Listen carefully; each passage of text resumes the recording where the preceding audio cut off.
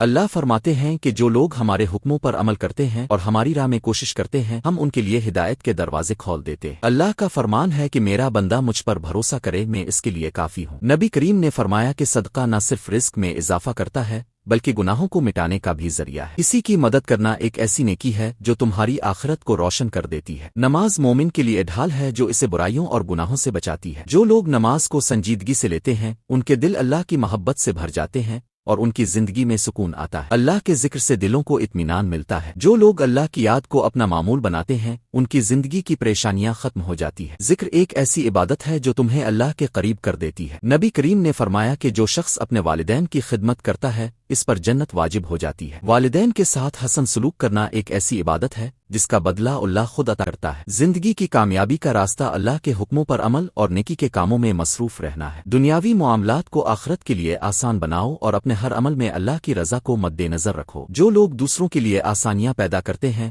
اللہ ان کے لیے مشکلات کو آسان کر دیتا ہے۔